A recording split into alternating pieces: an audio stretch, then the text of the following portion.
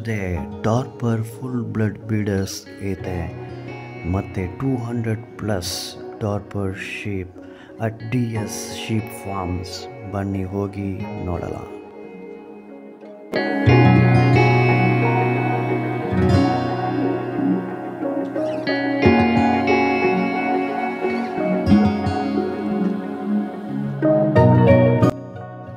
Dorper ಕುರಿ black head, white head, F1, F2, F3, F4 ಕಂಟೆ generation Dorper ಮರಿಗಳು ನಿಮಗೆ ಸಿಗುತ್ತೆ at DS sheep forms.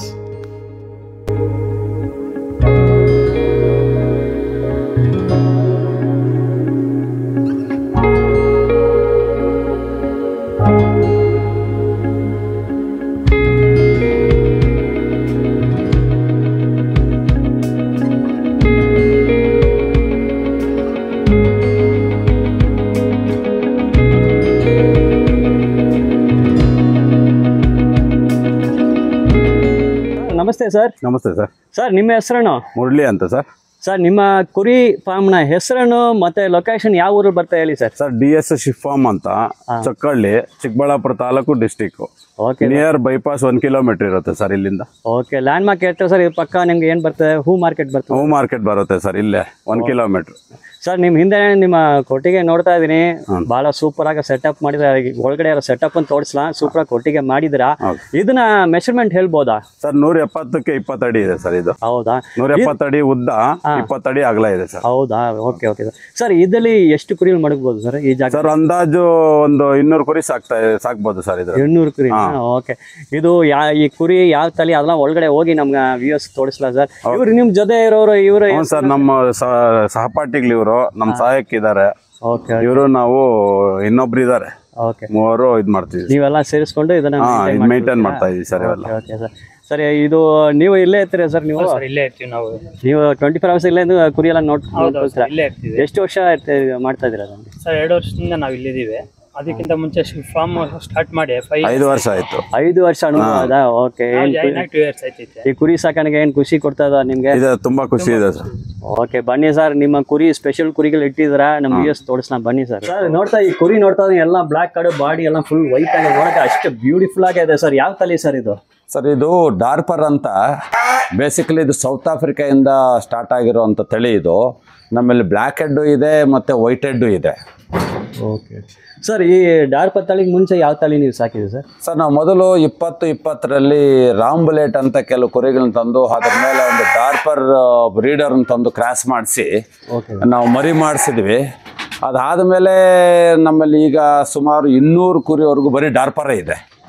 Okay, full Dorper ಇದೆ ಅಲ್ವಾ? ಡಾರ್ಪರೇ ಇದೆ, ಹೌದು. ಅದು F1, F2, F3, F4 full blood ಎಲ್ಲ ಸೇರಿ ಒಂದು 200 ಚಿಲ್ಲರೆ ಕುರಿಗಳಿದೆ ನಮ್ಮ ಹತ್ರ. ಡಾರ್ಪರ್ ಯಾಕೆ ನೀವು ಸೆಲೆಕ್ಷನ್ ಮಾಡಿದ್ರೆ? ಈ ತಳಿನ ಸ್ಪೆಷಾಲಿಟಿ ಏನು ಸರ್? ಸರ್ ಈಗ ನಾವು ಮೊದಲು ನಾಟಿ ಕುರಿನೂ ನೋಡಿದ್ವಿ. ಅದಾದಮೇಲೆ ನಾವು ಡಾರ್ಪರ್ನ ತಂದು ಸಾಕಿದ್ದೀವಿ. ನಾಟಿ ಕುರಿಯಲ್ಲಿ ಸಾಮಾನ್ಯವಾಗಿ ಒಂದು ವರ್ಷಕ್ಕೆ ಒಂದು 25-30 kg ಮಾಂಸವನ್ನು ನಾವು ಅದು ಮಾಂಸ ಕಟ್ಟುತ್ತೆ.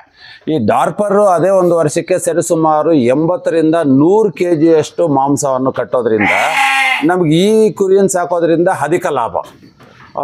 ಅದು 40 kg ಕಟ್ಟಿರ್ಬೋದು, ಇದು 100 kgವರೆಗೂ ಮಾಂಸ ಕಟ್ಟುತ್ತೆ. ಹಾಗಾಗಿ ಸುಮಾರು 60 ಪಟ್ಟು ಅಷ್ಟು ಹೆಚ್ಚು ಮಾಂಸವನ್ನು ಈ ಡಾರ್ಪರ್ ಕುರಿ ಕಟ್ಟುತ್ತೆ. ಇದರಲ್ಲಿ ಮಾಂಸನೂ ಸಹ ಹೆಚ್ಚು ಫ್ಯಾಟ್ ಕಂಟೆಂಟ್ ಇರಲ್ಲ. Okay, fine sir. ಒಳ್ಳೆ ಮೃದುವಾಗಿರುತ್ತೆ ಮಾಂಸನೂ ಸಹ.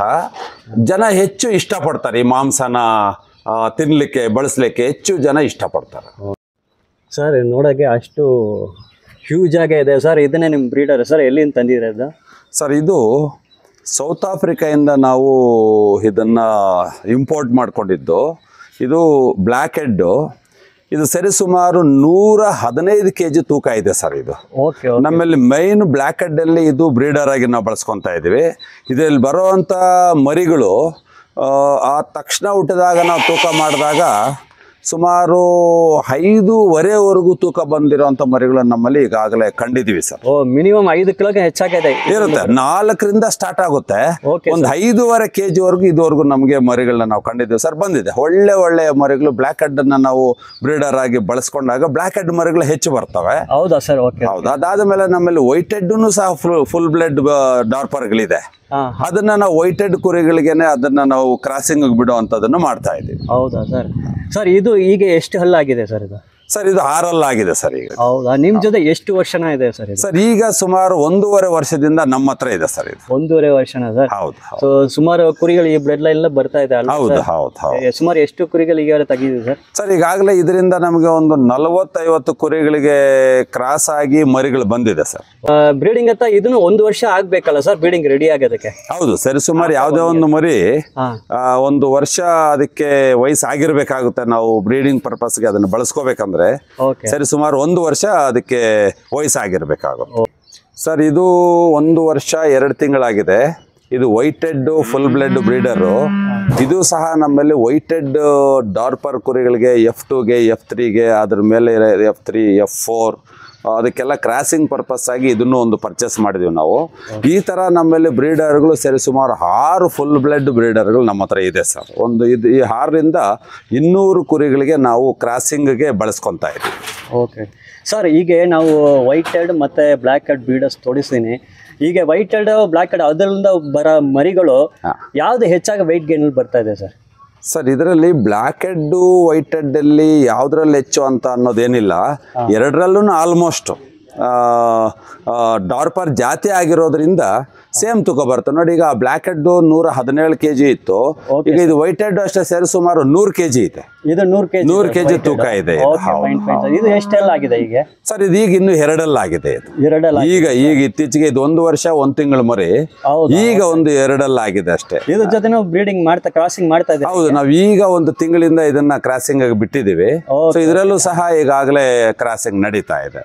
ಒಂದು 100 ಮೇಲೆ ಇದೆ ಸರ್. 102-103 kg ಬರ್ಬೋದು ಸರ್. ಹೌದಾ ಸರ್? ನಿಮ್ ಕಡೆ ಬಂದು ವೇಟ್ ಗೇನ್ ಆಗಿದಲ್ಲ ಸರ್? ಹೌದು. ನಮ್ಮಲ್ಲಿ ತಿಂಗಳಿಗೆ ಡಾರ್ಪರ್ ಕನಿಷ್ಠ 5-6 kg ಜಾಸ್ತಿ ಆಗುತ್ತೆ ಸರ್. ಇದು ನೀವು ಎಲ್ಲಿಂದ ರಿಸೋರ್ಸ್ ಮಾಡಿದ್ರ ಈ ಬ್ರೀಡರ್ ಸರ್? ಇದು ಬೇರೆ ಒಬ್ಬರ ಕಡೆಯಲ್ಲಿ ಇದು ಫುಲ್ ಬ್ಲಡ್ ಇತ್ತು. ಇದು ಪುಣೆಯಿಂದ ಅಲ್ಲಿ ಡಾರ್ಪರ್ ಬ್ರೀಡ್ ಮಾಡೋ ಅಂತವ್ರ ಕಡೆಯಿಂದ ನಾವು ಪುಣೆಯಿಂದ ತರಿಸಿದ್ವಿ. ಪುಣೆಯಿಂದ ಬಂದಿದೆ ಇದು ಸರ್. ಜನರಲ್ ಆಗಿ ಇದು white head breeder black head breeder ಇಂದಿನಿಂದ ಜನರಲ್ ಆಗಿ ಆವರೇಜ್ ಆಗಿ ಎಷ್ಟು ರೇಟ್ ಬೀಳ್ಬೋದು sir ready for crossing breeding ಅಂಥದ್ದು ಸರ್? ಈಗ ನೋಡಿ ಒಂದು 2.5 ಲಕ್ಷದಿಂದ 5 ಲಕ್ಷವರೆಗೂ ಬ್ರೀಡರ್ಗಳು ಕಾಸ್ಟ್ ಇದೆ. ಹೌದಾ ಸರ್? ಒಳ್ಳೆ ಬ್ರೀಡರ್ ಬೇಕಂದಾಗ ಅದ್ರ ಕಾಸ್ಟ್ ಸ್ವಲ್ಪ ಜಾಸ್ತಿನೇ ಇರುತ್ತೆ ಸರ್. ಈ ತರ ಬ್ರೀಡರ್ಗಳು ರಿಸೋರ್ಸ್ ಮಾಡೋದು ಇಲ್ಲಿ ಕರ್ನಾಟಕದಲ್ಲಿ ಸಿಗ್ತಾ ಇಲ್ಲ, ನಾರ್ತ್ ಇಂಡಿಯಾದಿಂದ ತಗೊಳ್ಬೇಕಾ ಸರ್? ನಾರ್ತ್ ಇಂಡಿಯಾದಲ್ಲೂ ನಾವು ಫಸ್ಟ್ ಅಲ್ಲಿ ನಾವು ಅಲ್ಲಿಂದನೇ ತಂದ್ವಿ.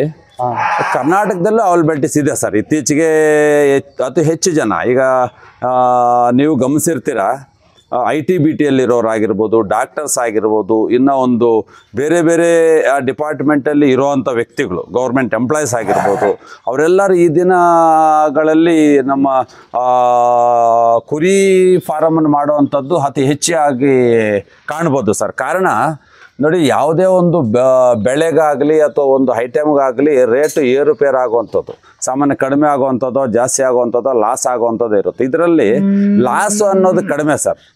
ಯಾವತ್ತು ಇದನ್ನ ನೋಡಿ, ಮಟನ್ ರೇಟ್ ಕಡಿಮೆ ಆಗಿದೆ ಅಂತ ನಾವೆಲ್ಲೂ ಕೇಳ್ಪಟ್ಟಿಲ್ಲ. ಇದರಿಂದ ದಿನ ರೇಟ್ ಜಾಸ್ತಿ ಆಗ್ತಾ ಇರುತ್ತೆ. ಒಂದು ಮಾತು ಹೇಳ್ಬೇಕಂದ್ರೆ ರೈತರಿಗೆ ಇದು ATM ಇದ್ದಂಗೆ. ಅವ್ರಿಗೆ ಕಷ್ಟ ಬಂದಂಥ ಸಂದರ್ಭದಲ್ಲಿ ಇದನ್ನು ತಗೊಂಡೋಗಿ ಮಾರ್ಕೊಂಡ್ರೆ ಇಮ್ಮಿಡಿಯೇಟ್ ಆಗಿ ಕಾಸು ಬರುತ್ತೆ. ಅವ್ರಿಗೆ ಬೇಡಿಕೆ ತುಂಬ ಇದೆ ಅಲ್ವಾ ಸರ್? ತುಂಬ ಇದೆ. ಮತ್ತೆ ಇದಕ್ಕೆ ಡಿಮ್ಯಾಂಡು ಆ ಥರ ಇರೋದ್ರಿಂದ ವೆಯ್ಟ್ ಮಾಡೋ ನೆಸೆಸಿಟಿ ಇರಲ್ಲ ಸರ್. ಇಲ್ಲಿ ನೋಡ್ತಾ ಇದ್ದೀನಿ, ಇಲ್ಲಿ ಎಲ್ಲ ಸಪ್ರೇಟ್ ಕ್ಯಾಬಿನ್ ಮಾಡಿ ಇಟ್ಟಿದಲ್ಲ, ಯಾಕೆ ಸರ್? ಸರ್ ಇದು ಸುಮಾರು ಒಂದು 6-7 ತಿಂಗಳ ಮರಿಗಳು ಹಾಲು ಬಿಡಿಸಿದ ಮೇಲೆ ಇವುಗಳನ್ನ ಸಪ್ರೇಟಾಗಿ ಸ್ವಲ್ಪ ಫೀಡಿಂಗು ಹೆಚ್ಚಿಗೆ ಕೊಟ್ಟು ಇಂಡಿವಿಜುವಲ್ ಆಗಿ ಫೀಡಿಂಗ್ ಕೊಡೋದ್ರಿಂದ ಅದರದ್ದು ಗ್ರೋತಿಂಗ್ ಸ್ವಲ್ಪ ಚೆನ್ನಾಗಿ ಬರುತ್ತೆ. ಹಾಗಾಗಿ ಮತ್ತೆ ಒಂದಕ್ಕೊಂದು ಈ ತಳ್ಳಾಡ್ಕೊಳ್ಳೋದು, ಗುಮ್ಮು ಆಡ್ಕೊಳ್ಳೋದು, ಮತ್ತು ಒಂದ್ರ ಮೇಲೆ ಒಂದು ಈ ಥರ ಎಲ್ಲ ಮಾಡೋದ್ರಿಂದ ಈ ಸಪ್ರೇಟಾಗಿ ಈ ಥರ ಹಾಕಿಬಿಟ್ರೆ ಸ್ವಲ್ಪ ಸೇಫ್ಟಿ ಪ್ಲಸ್ ಇಂಡಿವಿಜುವಲ್ ಫೀಡು ಎಷ್ಟು ಅವುಗಳಿಗೆ ನೆಸೆಸಿಟೀಸ್ಗೆ ಸರಿಸಮಾನವಾಗಿ ಇಂಡಿವಿಜುವಲ್ ಫಿಟ್ ಕೊಡ್ಲಿಕ್ಕೆ ಅನುಕೂಲ ಆಗುತ್ತೆ ಸರ್, ಅಷ್ಟೇ ಇದು. ಸರ್ ಇಲ್ಲಿ ನೋಡ್ತಾ ನೀವು ಫಸ್ಟ್ 3 ಎಲ್ಲ ವೈಟ್ ಹೆಡ್ ಇದೆ, ಮತ್ತೆ ನೆಕ್ಸ್ಟ್ ಇದು ನೋಡಿದ್ರೆ ಕಂಪ್ಲೀಟ್ ಬ್ಲ್ಯಾಕ್ ಹೆಡ್ ಇದೆ. ಇದೆಲ್ಲ ಯಾವ ಜನರೇಷನ್ ಸರ್ ಇದು? ಸರ್ ಇಲ್ಲಿ ನೋಡಿ, ಈ ಕಡೆ ಏನು ಈ ವೈಟ್ ಹೆಡ್ ನೀವು ನೋಡಿದ್ರಿ, ಇದೆಲ್ಲ F2 ಇದಾವೆ, F2 ಜನರೇಷನ್ಸ್ ಇದೆ. ಆಮೇಲೆ ಈ ಕಡೆ ನೀವು ಈ ಬಲಗಡೆಗೆ ಬ್ಲ್ಯಾಕ್ ಹೆಡ್ ಏನಿದೆ ಇದು ಫುಲ್ ಬ್ಲಡ್ ಇದೆ. ಫುಲ್ ಬ್ಲಡ್ ಇದೆ, ಹೌದು. ಈಗ ಯಾಕೆ ಈ ತರ ನಾವು ತರಿಸಿಟ್ಕೊಂತೀವಿ ಅಂದ್ರೆ, ಒಂದು ಸಲ ನಾವು ಯಾವುದೋ ಒಂದು ಕುರಿಗೆ ಒಂದು ಟಗರನ್ನ ಬಿಟ್ಟಿದ್ದಾಗ ಅದ್ರಲ್ಲಿ ಬರೋ ಅಂತ ಮರಿಗೆ ಮತ್ತೆ ಅದೇ ಟಗರನ್ನ ಬಿಡುವಂಗಿಲ್ಲ. ಅದು ಇನ್ಬ್ರೀಡ್ ಆಗಿ ಆ ಮರಿಗಳು ಚೆನ್ನಾಗಿ ಬರೋದಿಲ್ಲ, ಮತ್ತೆ ಅದಕ್ಕೆ ಆರೋಗ್ಯನೂ ಸಹ ಸರಿಯಾದ ರೀತಿಯಲ್ಲಿ ಇರೋದಿಲ್ಲ. ಹಾಗಾಗಿ ಬೇರೆ ಬೇರೆ ಟಗರಗಳನ್ನ ಬಳಸೋ ಅಂಥದ್ದು ಒಳ್ಳೆಯದು ಸರ್. ಹೌದಾ? ಇದು ಏನು ಸರ್, ಇದು ತಿಂತಾರೆ ಕಲ್ತಾರೆ ಅದಲ್ಲ, ಏನು ಸರ್ ಇದು? ಸರ್ ಇದು ನ್ಯಾಚುರಲ್ ಉಪ್ಪು, ಕಲ್ಲುಪ್ಪಿದೆ, ರಾಕ್ ಸಾಲ್ಟ್ ಅಂತೀವಲ್ಲ, ಆ ರೀತಿ ಇದಕ್ಕೆ ಸಪ್ರೇಟ್ ಆಗಿ ನಾವು ಕಟ್ಟಿರ್ತೀವಿ. ಅದಕ್ಕೆ ಯಾವಾಗ ಬೇಕನ್ಸುತ್ತೋ ಅವಾಗ ಅದು ತಿಂತಾ ಇರೋದು. ಸರ್ ಈಗ ರಾಕ್ ಸಾಲ್ಟ್ ಕೊಡೋದ್ರಿಂದ ಅವುಗಳಿಗೆ ಯಾವುದೇ ರೀತಿಯಾದಂಥ ಬೇರೆ ಮೆಡಿಸಿನ್ಸು ಇವೆಲ್ಲ ಕೊಡಲಿಕ್ಕೆ ಸ್ವಲ್ಪ ಅವಾಯ್ಡ್ ಮಾಡ್ಬೋದು. ಈಗ ನೀರು ಕುಡಿಯುತ್ತೆ, ಊಟ ತಿನ್ನಬೇಕಾದ್ರೂ ಸಹ ಅದಕ್ಕೆ ಈ ರಾಕ್ ಸಾಲ್ಟ್ ಜೊತೆಲಿದ್ದಾಗ ಒಂದ್ಸಲ 2 ಸಲ ಅದ್ರ ಕಡೆನೂ ಅದು ತಿನ್ನುವಂಥದ್ದು ಮಾಡುತ್ತೆ, ಈ ಕಡೆನೂ ಊಟ ಮಾಡುವಂಥದ್ದು, ಅದಕ್ಕೆ ಸ್ವಲ್ಪ ಅನುಕೂಲ ಆಗುತ್ತೆ. ಕೆಜಿ ಎಲ್ಲ ವೈಟ್ ಹೆಡ್ಸ್ ಇದೆ, ಇದ್ರ ಬಗ್ಗೆ ಮಾಹಿತಿ ಸರ್? ಸರ್ ಇಲ್ಲಿ ಇದೆಲ್ಲ F2 ಜನರೇಷನ್ ಇದೆ. 1 kgಗೆ ಸಪ್ರೇಟಾಗಿ ನಾವು ಒಂದೊಂದು ಕಡೆಗೆ ಈ ವೈಟ್ ಹೆಡ್ ಎಲ್ಲ ಒಂದು ಕಡೆಗೆ ಬಿಡುವಂಥದ್ದು, ಮತ್ತು ಬ್ಲ್ಯಾಕ್ ಹೆಡ್ಡನ್ನು ಒಂದು ಕಡೆ ಬಿಡುವಂಥದ್ದು, ಮತ್ತು ಇದು ಕ್ರಾಸಿಂಗ್ ಪರ್ಪಸ್ಗೆ ವೈಟ್ ಹೆಡ್ಗೆ ನಾವು ವೈಟ್ ಹೆಡ್ ಡಾರ್ಪರನ್ನೇ ನಾವು ಕ್ರಾಸಿಗೆ ಬಿಡೋದ್ರಿಂದ ಅದರಲ್ಲಿ ಬರೋವಂಥ ಮರಿಗಳು ಸಹ ವೈಟ್ ಹೆಡ್ ಆಗೇ ಹುಡ್ತವೆ. ಈ ಬ್ಲ್ಯಾಕ್ ಹೆಡ್ಗೆ ನಾವು ಸಪ್ರೇಟಾಗಿ ಬ್ಲ್ಯಾಕ್ ಹೆಡ್ನೇ ಕ್ರಾಸಿಗೆ ಬಿಟ್ಟಾಗ ಅದರಲ್ಲಿ ಬರೋವಂಥ ಮರಿಗಳು ಬ್ಲ್ಯಾಕ್ ಹೆಡ್ಡೇ ಬರ್ತವೆ. ಹಾಗಾಗಿ ಸ್ವಲ್ಪ ಸಪ್ರೇಟಾಗಿ ನಾವು ಇವುಗಳನ್ನು ಒಂದು ಬಾಕ್ಸಲ್ಲಿ ಮಾಡಿಟ್ಟಿದೆ. ಸರ್ ಈ ಸೆಕ್ಷನ್ನಲ್ಲಿ ಫುಲ್ ಬ್ಲ್ಯಾಕ್ ಹೆಡ್ ಹೆಣ್ಣು ಕುರಿಗಳನ್ನು ನಾವು ಬಿಟ್ಟು ಅದ್ರ ಜೊತೆಗೆ ಬ್ರೀಡಿಂಗ್ ಪರ್ಪಸ್ಗೆ ನಾವು ಒಂದು ಬ್ಲ್ಯಾಕ್ ಹೆಡ್ಡನ್ನೇ ಬಿಟ್ಟಿದ್ದೀವಿ. ಹಾಗಾಗಿ ಇದು ಕ್ರಾಸ್ ಆದಾಗ ಬ್ಲ್ಯಾಕ್ ಹೆಡ್ ಮರಿಗಳೇ ಬರುತ್ತೆ. Okay, fine. ಸೊ ಈ ರೀತಿಯಲ್ಲಿ ನೀವು ಎಕ್ಸಾಕ್ಟ್ ಆಗಿ ಯಾವ ತರ ಮರಿ ಬೇಕೋ ನೀವು ಕಂಟ್ರೋಲ್ ಮಾಡಬಹುದು ಅಲ್ವಾ ಸರ್? ಹೌದು. ಬ್ಲ್ಯಾಕ್ ಹೆಡ್ ನೀವು ಬ್ಲ್ಯಾಕ್ ಹೆಡ್ ಜೊತೆನೆ ಕ್ರಾಸ್ ಮಾಡ್ತಾ ಇದ್ದೀರಾ. ಸೊ ಮ್ಯಾಕ್ಸಿಮಮ್ ಬೆಟರ್ ಪರ್ಸೆಂಟೇಜ್ ಇರ್ತದೆ ಮರಿ ಎಲ್ಲ ಬ್ಲ್ಯಾಕ್ ಹೆಡ್ ಆಗಿ ಬರೋದಕ್ಕೆ. ಹೌದು.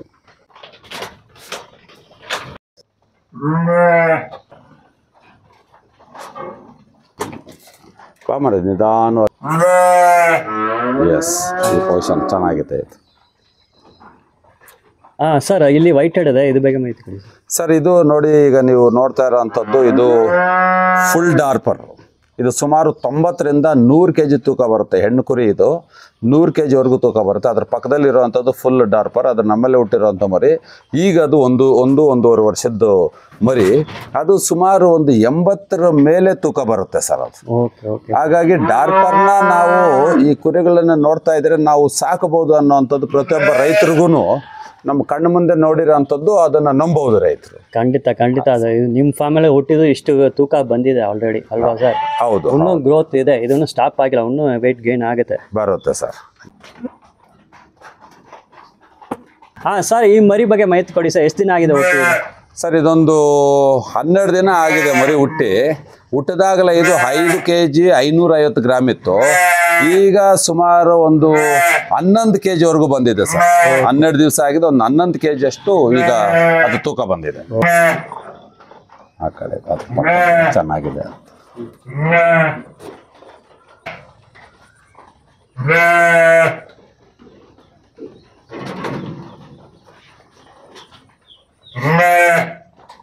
ಯಾಕೆ ಅದ್ರ ಮರಿ ಎಲ್ಲಿದೆ?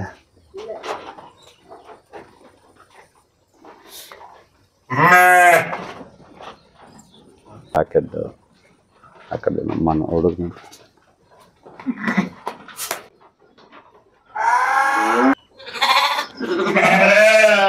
ಅದು ಅದ್ರ ಪಕ್ಕದಲ್ಲಿರೋ ಕುರಿನೂ ತಗೋಬಹುದು, ಚೆನ್ನಾಗಿದೆ. White head right.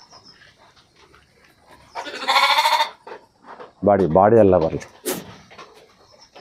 ಕುರಿದು ಬರಲಿ.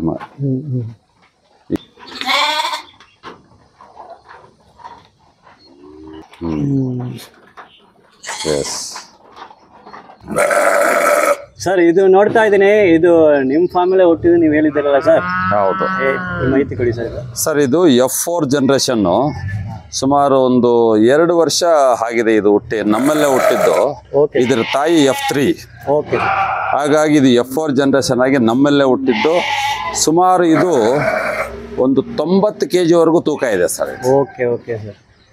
ಸರ್ ಇದು ಮತ್ತೆ ನೀವು F2 F1 F3 ಜನರೇಷನ್ ಬಗ್ಗೆ ಮಾತಾಡ್ಲಾ, ಅದು ಹೆಚ್ಚಾಗಿ ಮಾಹಿತಿ ಕೊಡಿ ಸರ್. ಹೆಂಗೆ ಏನದು ಸರ್? ಈಗ ಯಾವುದೇ ಒಂದು ಡಾರ್ಪರ್ ಜಾತಿ ಅಲ್ಲದೆ ಇರೋಂಥ ಕುರಿ ಮೇಲೆ ಡಾರ್ಪರ್ ಟಗರನ್ನು ಕ್ರಾಸ್ ಮಾಡಿಸಿದಾಗ ಅದರಲ್ಲಿ ಬರೋವಂಥ ಮರಿ F1 ಆಗಿರುತ್ತೆ. ಆ F1 ಮೇಲೆ ಬೇರೆ ಟಗರನ್ನು, ಅಂದರೆ ಈಗ ಈ ಮೊದಲೇ ಯಾವ ಟಗರನ್ನು ಕ್ರಾಸಿಗೆ ಬಿಟ್ಟಿರ್ತೋ ಅದು ಅಲ್ಲದೆ ಬೇರೆ ಟಗರನ್ನು ಕ್ರಾಸ್ ಮಾಡಿಸಿದಾಗ ಅದು F2 ಆಗಿ ಬರುತ್ತೆ. ಬೇರೆ ಟಗರನ್ನು ಯಾಕೆ ಕ್ರಾಸ್ ಮಾಡಿಸ್ಬೇಕಂದ್ರೆ ಇನ್ಬ್ರೀಡ್ ಆಗುವಂಥದ್ದು ಆಗಬಾರ್ದು ಅನ್ನೋ ಉದ್ದೇಶದಿಂದ. ಮತ್ತು F2 ಮೇಲೆ ಯಾವುದಾದ್ರು ಕ್ರಾಸ್ ಆಗಿ ಹುಟ್ಟುವಂಥ ಮರಿ F3 ಆಗಿ ಬರುತ್ತೆ. F3 ಮೇಲೆ ಕ್ರಾಸ್ ಆಗಿ ಬರುವಂಥ ಮರಿ F4 ಆಗಿ ಬರುತ್ತೆ. ಈ ರೀತಿಯಾಗಿ ಹಂತ ಹಂತವಾಗಿ ಅದರಲ್ಲಿ ಬ್ಲಡ್ ಕಂಟೆಂಟ್ಸ್, ಡಾರ್ಪರ್ ಕಂಟೆಂಟ್ಸ್ ಹೆಚ್ಚು ಇರೋವಂಥದ್ದು ಬರ್ತಾ ಇರುತ್ತೆ. ಓಕೆ, ಅದೇ ಆ ಜೀನ್ಸ್ ಅಲ್ಲ ಸರ್. ಈಗ F2 F3 F4 ಅಲ್ಲ ಅಂದರೆ ಅದರಿಂದ ಬರೋ ಮರಿಗಳಲ್ಲ ಸರ್, ಯಾವ ಜನರೇಷನಲ್ಲಿ ಮ್ಯಾಕ್ಸಿಮಮ್ ಆ ಜೀನ್ಸ್ ಕ್ಯಾರೆಕ್ಟರ್ಸ್ ರಿಫ್ಲೆಕ್ಟ್ ಆಗುತ್ತೆ ಸರ್? ಅದ ವೆಯ್ಟ್ ಗೇನು ಡಿಫ್ರೆನ್ಸ್ ಏನೋ ಇರ್ತದಾ ಸರ್? ವೆಯ್ಟ್ ಗೇನು ಸಹ ಇದೇ ಇರುತ್ತೆ ಸರ್. ಅದು ಏನು ಬ್ಲಡ್ ಕ್ಯಾರೆಕ್ಟರ್ ಜಾಸ್ತಿ ಇದ್ದಷ್ಟು ವೆಯ್ಟ್ ಗೇನ್ ಜಾಸ್ತಿ ಬರುತ್ತೆ ಸರ್ ಅದು. Okay okay sir. ಅಣ್ಣ F2 F3 ಅಂತ ಅದು ಪರ್ಸೆಂಟೇಜ್ ಹೇಳೋದು ಕಷ್ಟ ಅಲ್ಲ ಸರ್? ಹೌದು, ಸಾಮಾನ್ಯ F1 ಒಂದು 60-65% ಬ್ಲಡ್ ಲೈನ್ ಕೂತಿರುತ್ತೆ. F2 ಒಂದು 75ರಿಂದ 80% ಬರುತ್ತೆ.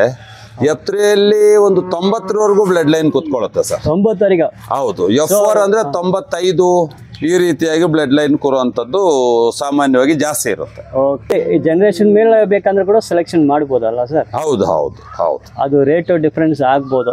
ಹೌದು ಹೌದು. ಕುರಿ ಮರಿಯಿಂದ ಮರಿಗೆ ಜನರೇಷನ್ನಿಂದ ಜನರೇಷನ್ಗೆ ರೇಟು ಬದಲಾವಣೆ ಇರುತ್ತೆ.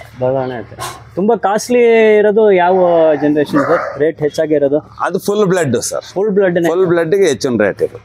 ಇಲ್ಲ F1 F2 F3 F4 ಇದು ಫಾಲೋ ಅವೆಲ್ಲ ಸರ್. F1 ಬೇಸಿಕ್ ಆಗಿ ಕಡಿಮೆ ಇರುತ್ತೆ, F2 ಅದಕ್ಕಿಂತ ಸ್ವಲ್ಪ ಜಾಸ್ತಿ ಇರುತ್ತೆ, F3 ಇನ್ನೂ ಸ್ವಲ್ಪ ಜಾಸ್ತಿ ಇರುತ್ತೆ. ಇದು ವೈಟ್ ಹೆಡ್ ಡಾರ್ಪರು, ಇದ್ರ ಬಗ್ಗೆ ಮಾಹಿತಿ ಕೊಡಿ. ಇದು ವೈಟ್ ಹೆಡ್, ಇದು ಫುಲ್ ಬ್ಲಡ್. ಇದರಿಂದ ನಾವು ಒಂದು 25 ಮರಿ ತೆಗ್ದಿದ್ದೀವಿ. ಇದರಿಂದ ಬರೋ ಮರಿ ಹೆಲ್ದಿಯಾಗಿ ಆರೋಗ್ಯವಾಗಿ ಇದೆ ನಮ್ಮ ಹತ್ರ. ಮರಿಗಳು ವೆಯ್ಟ್ ಎಲ್ಲ ಚಲೋ ಹೆಂಗೆ ಇದೆ? ವೆಯ್ಟ್ ಇದರಿಂದ ಕ್ರಾಸ್ ಆಗೋ ಮರಿಗಳೆಲ್ಲ ಒಂದು 5-5.5 kg ಆ ಥರ ನಮ್ಮ ಹತ್ರ ಬಂದಿದೆ. ಓಕೆ, ಆವ್ರೇಜ್ ಆಗಿ ಖಂಡಿತ ಒಂದು 5 kg ರೀಚ್ ಆಗುತ್ತೆ. ಹುಟ್ಟೋ ಮರಿ ಲೈವ್ ವೇಟ್ 5 kg ಬರುತ್ತೆ.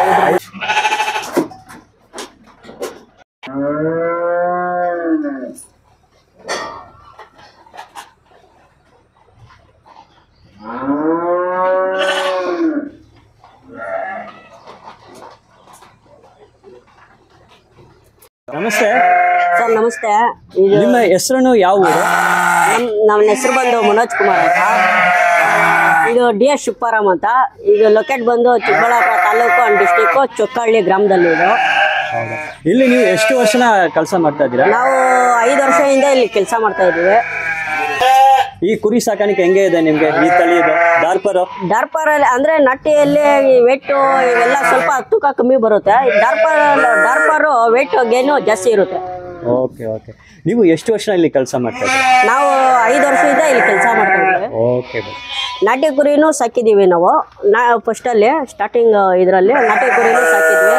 ಅದರಲ್ಲಿ ಅಷ್ಟು ವೆಯ್ಟ್ ಗೇನ್ ಏನು ಬರಲಿಲ್ಲ.